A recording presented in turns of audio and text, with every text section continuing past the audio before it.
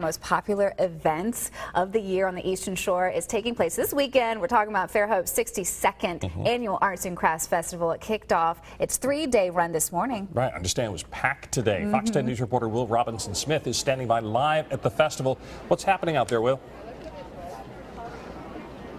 Well, Bob, Letitia, it's gorgeous out here right now. The sun is shining. It's about 70 degrees, and there's a lot to do down here at the festival. There's woodwork to see, glasswork. It's fantastic. I'm going to have my cameraman just take a look over my shoulder and see some of the sights around. It's fantastic out here today. Now, our Steve Alexander was also here earlier this morning while everyone was setting up. Take a look at what he saw. He says you might be surprised at some of the things you'll find down here. The morning was as pretty as a picture, and that attracted an early crowd to admire the work of more than 230 artists from around the country. Organizers say the event gets more popular and more colorful every year, and that brings in a lot of green. We did an economic development study back in 2010. At that point, it was 8.5 million was the impact of this festival. We figure, fast forward with, inflation, that we're looking at about 10.75 million. But not just any artist can pitch a tent here. People apply to the show, they send slides of their work, and we have an anonymous jury that goes through every slide and picks the people that are best to be in the show.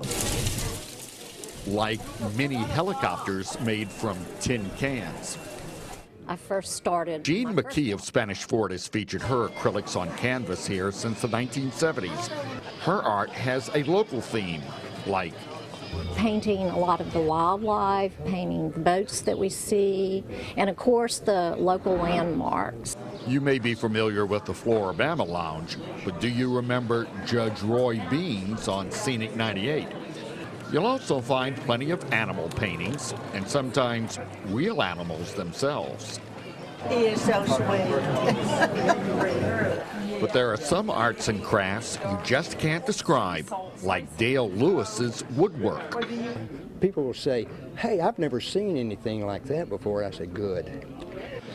Keep your eyes open. You'll never know what or whom you'll see. Reporting from Fairhope, Steve Alexander, Fox 10 News.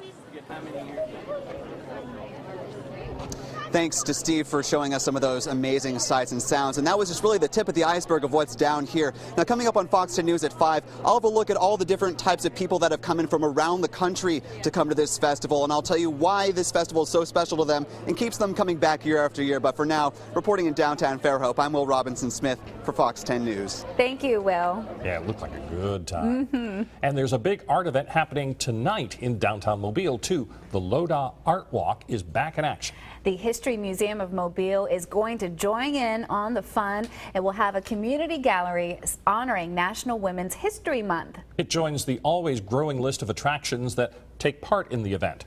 The Art Walk is happening from 6 to 9 p.m. tonight all along Dolphin Street.